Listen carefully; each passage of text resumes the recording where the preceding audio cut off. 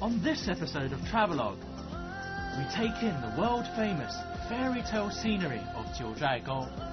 Join us as we marvel at its crystal-clear waters and shimmering emerald lakes. We tackle the wild outdoors on an ecotourism hike.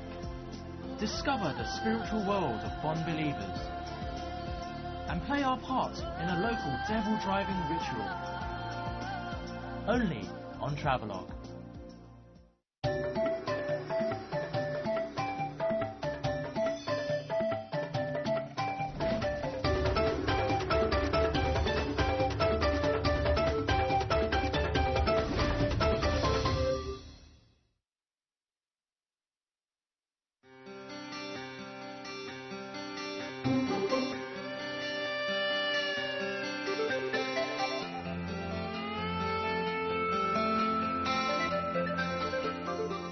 Right, I've just arrived in Jiuzhaigou, around a 50-minute flight from Chengdu, and now I'm going to make my way towards Jiuzhai County.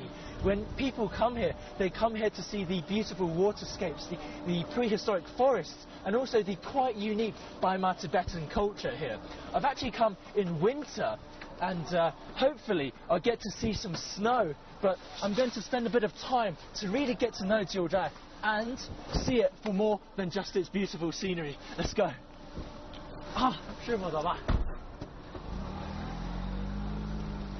Honestly speaking, I've got pretty high expectations of Jiuzhaigou.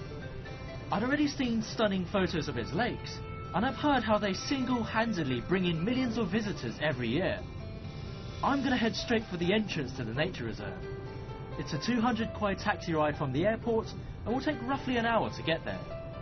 Most of the accommodation and restaurants can be found near the reserve's entrance.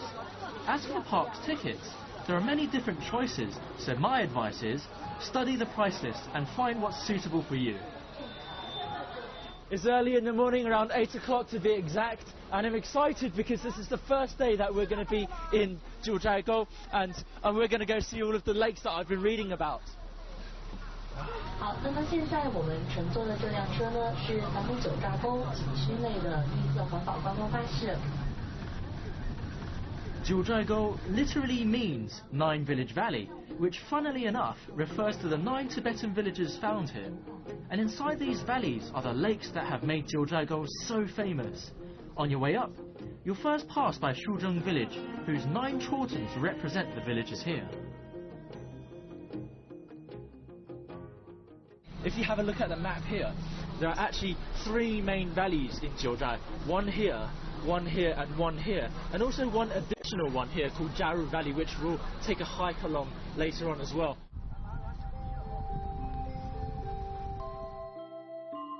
The most important things to see in Jiuzhaigou are its lakes.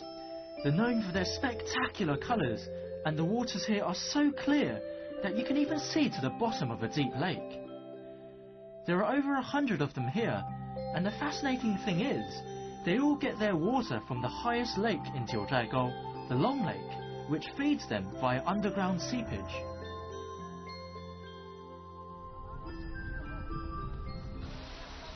Oh man, would you look at this waterfall? This is the Norulong waterfall. It lies at the meeting point of the 3 main valleys and is one of Jiuzhaigou's biggest attractions. Its name means grand in Tibetan, and as the widest waterfall in China, it certainly deserves that description.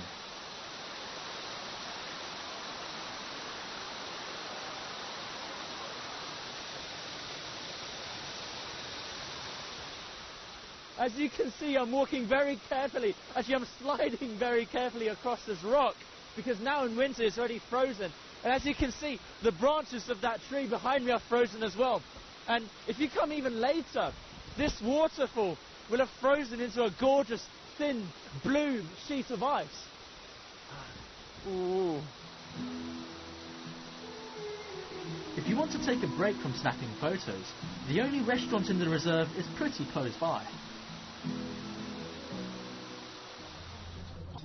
I'm not quite done yet, so I'm going to move on to the next stop, which is Mirror Lake.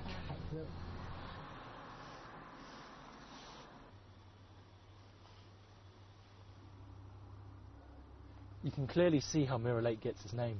and it's best to come here in the early morning because that's when the lake's at its most serene.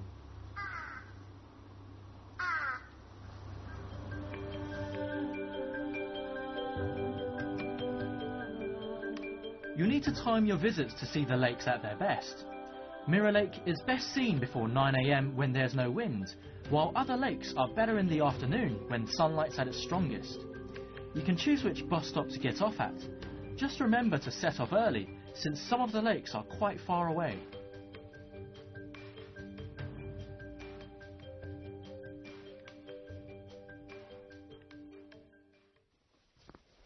Oh wow, this is spectacular. If you look at this lake, there's such a magnificent array of colours.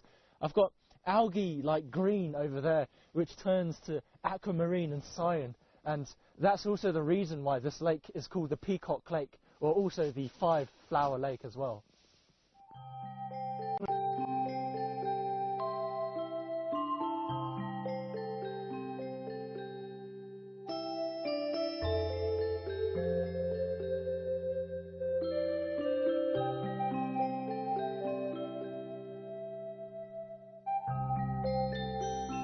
There's a good reason why people call Jiuzhaigou a kind of fairyland.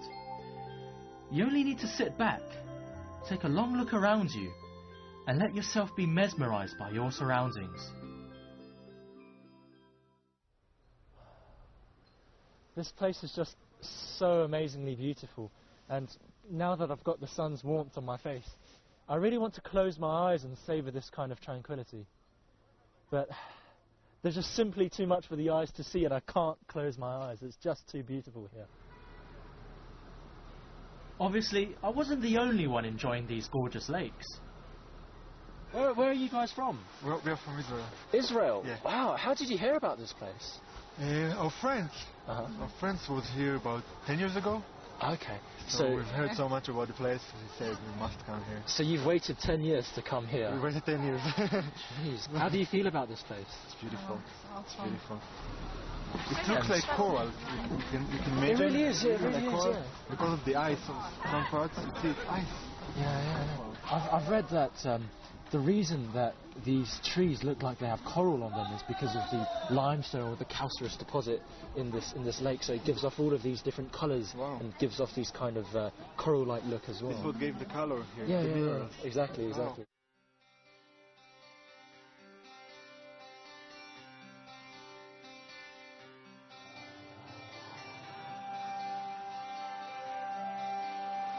In the afternoon, I head to the Shuzheng Lake Complex. They're a series of 19 ribbon lakes formed from the passage of glaciers and connected to each other via small waterfalls. But what amazes me is that you can find trees growing on the ridges of these lakes, as if a forest has grown out of the waterfalls. A walkway conveniently runs alongside the lakes, allowing you to admire it up close, or if you're feeling game, walk its entire length.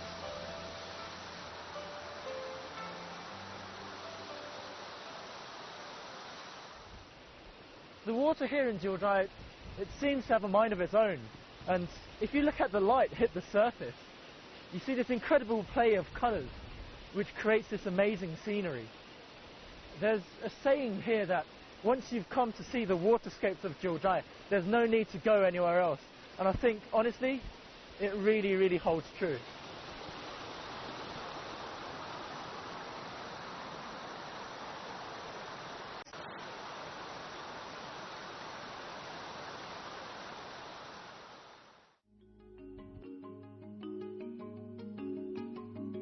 With the evening setting in, I head back to the hotel. Jiuzhaigou is a major tourist attraction, so you're really spoilt for choice when it comes to accommodation. You can find anything from 20 kuai hostels to world-class 5-star hotels that hold their own evening entertainment.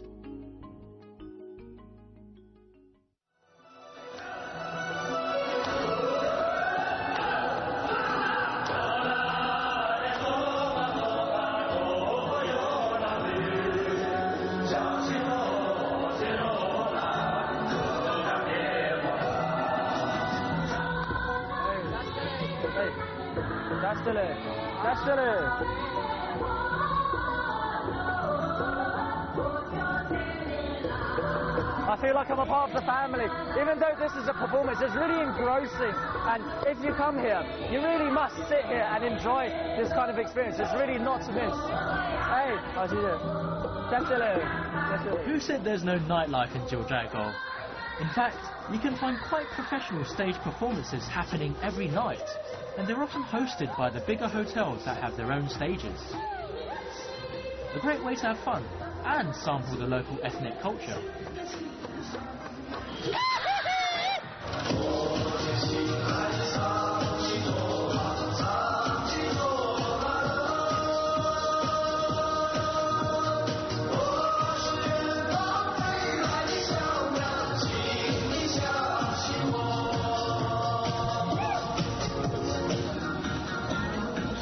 I'm in paradise, but I still can't boogie. At the expense of looking a bit silly, dancing with the Tibetan performers is a great way to get an authentic taste of their lifestyle.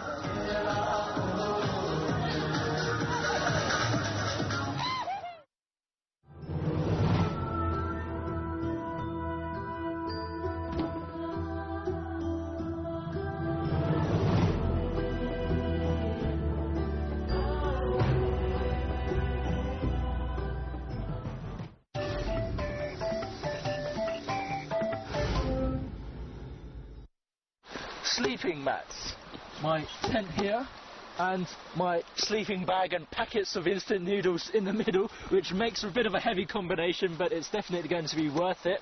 I'm here with my friend Jay today, who is going to be my guide, and he's also an expert ecologist, and he's going to take me on this one-day hike around Jiaru Valley, the fourth valley here in Jiuzhai, and also the home of ecotourism here as well. So which route are we going to take? So basically we have two options. The first one is 1 day hiking and camping, follow the river flow. And the other one is circle around the Jiayi Holy Mountain, right here. Oh, okay. How long is that going to take? About 16 kilometers. How many hours? About 8 hours is up to your speed. Okay, brilliant. Great, let's go. Wow, it's really nice and serene here. So is this path quite safe, or do we run the risk of being attacked by wild animals? Yes, it is very safe here. You can only see some wild boars and porcupine here, but it is very safe because the animals is in the deep forest. Oh, okay. Nice. Jiaru Valley was only open to the public in 2009, and hiking is still the best and only way to see it. Having a guide made for a much better experience, as Jay would often impart on me his wisdom about the flora and fauna here. This plant is the wild cotton. Oh, wow. This is barberry, very tasty.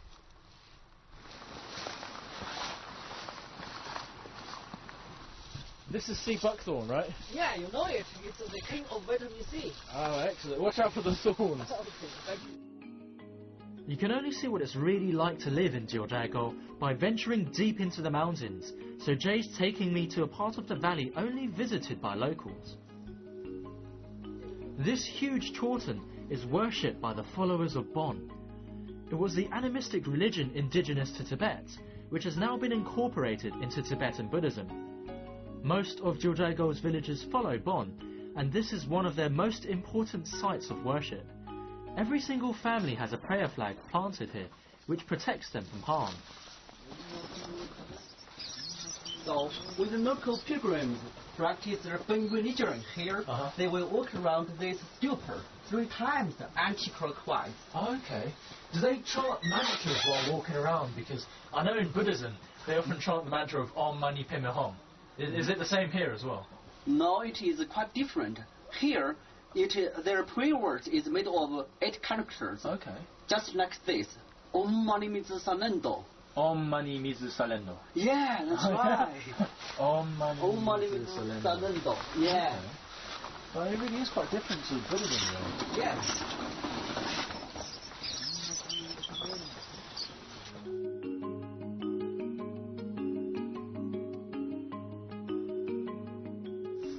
This is the Roshi village.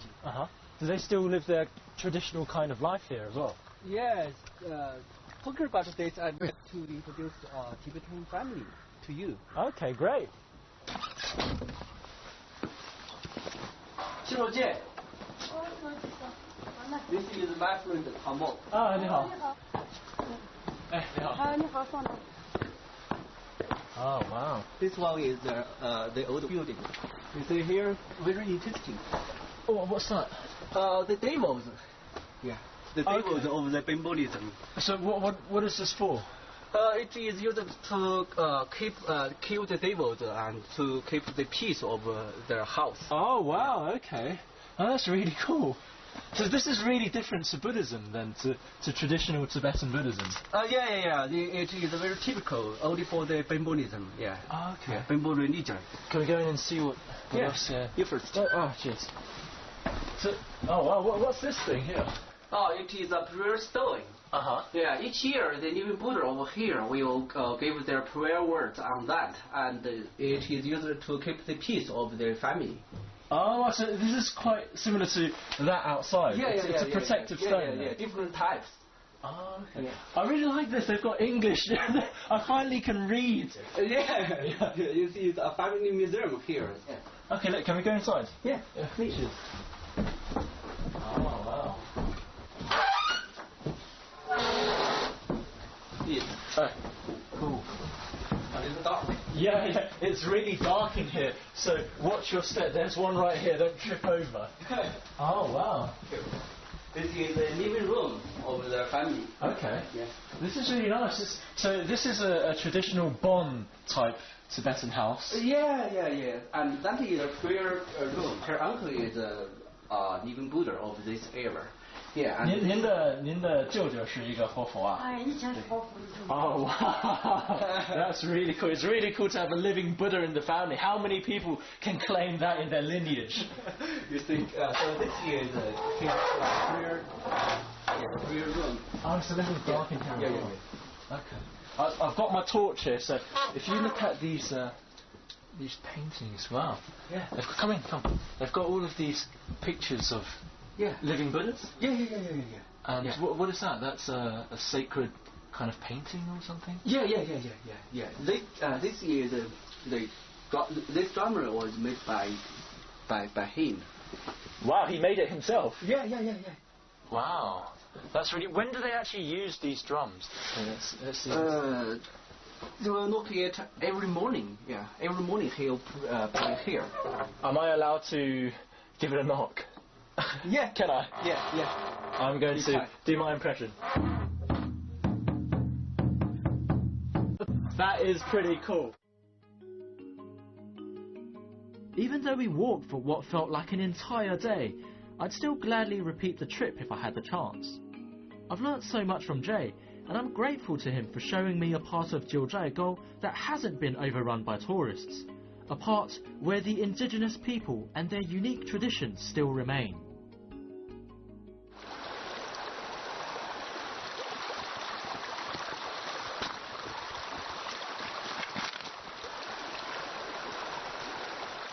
So we've finally arrived at our campsite.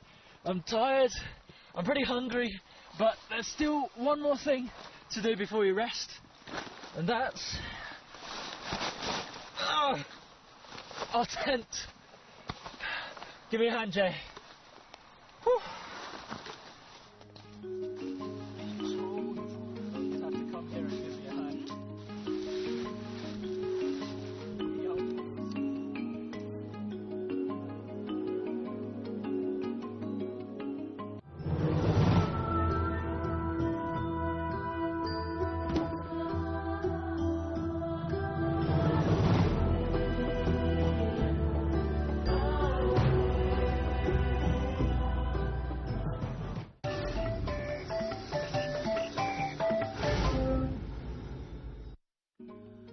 It's our third day here, and I've decided to check out what else Jiuzhaigou County has to offer. So we've seen the mountains and lakes of Jiuzhai, but it's also really worth visiting the villages close by to sample the local culture. And right now I'm here in Xiazhai village to try and get a taste of its lifestyle as well. Xiajai is about an hour's drive from the nature reserve. It's a Han Chinese village in an area that's predominantly Tibetan, and there are in fact quite a few of these little villages in Jiuzhaigou, and they're a great place to stay for a while and relax. The local arts and crafts scene can often be quite unique, and you can always stay at one of the many rustic guest houses for a more authentic experience.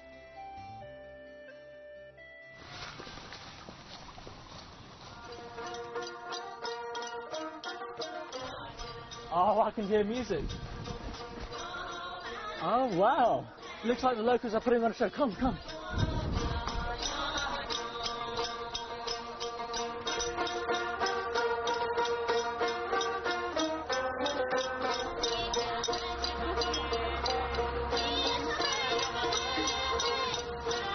They're singing Nanping folk songs, and I was pleasantly surprised to find out that the performers are all local villagers and farmers. They'll sing just about anything, from recent events in town to old Chinese stories. For them, it's a way to unwind after a hard day's work and sing their troubles away.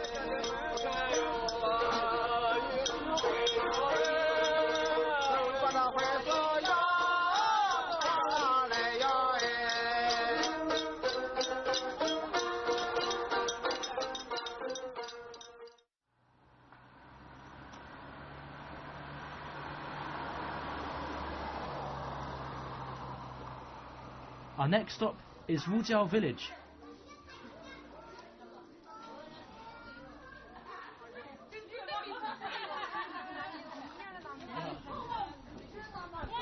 Yeah.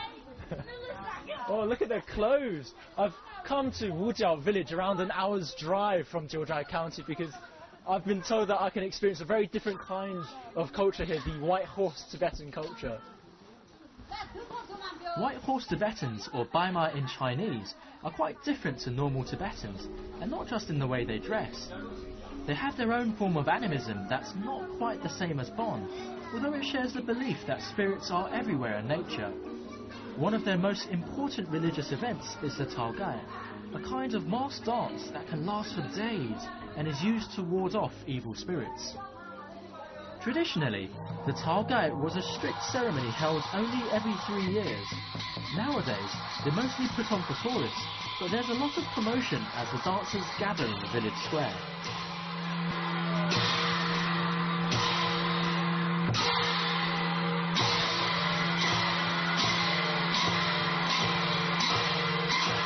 So if you look at these brightly decorated masks, each of them represents an animal, and I can see, I think that's a tiger, and then we've got a bull there, and some dragons behind, and the locals here worship nature, so at important festivals, they'll hold these kind of ritual dances to drive away evil spirits and protect their village.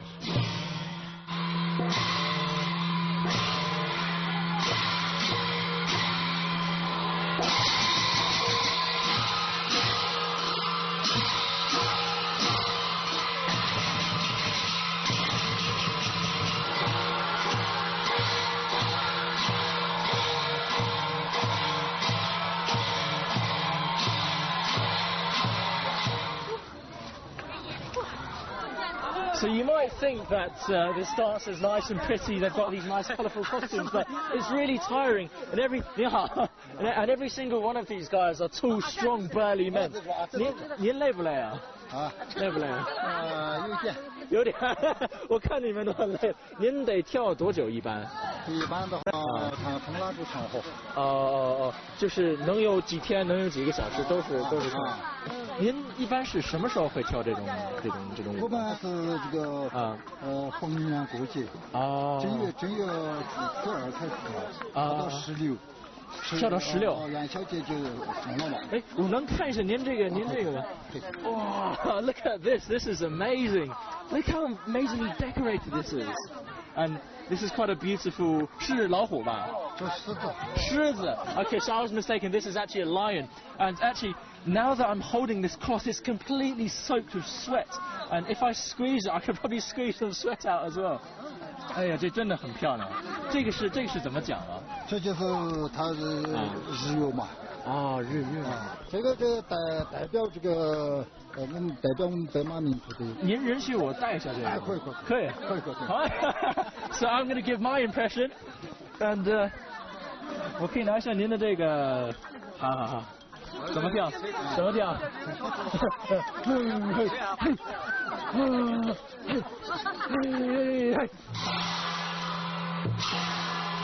？Although it's now possible for tourists to organise a Talgai performance, the ritual still remains symbolic to the white horse Tibetans. It's a good example of how age-old tradition still survives in Jiuzhaigou, and how this beautiful valley land continues to captivate people from around the world.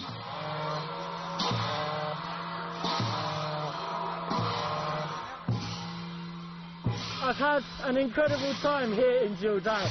The landscape, the people, the culture, everything here is so incredibly colourful.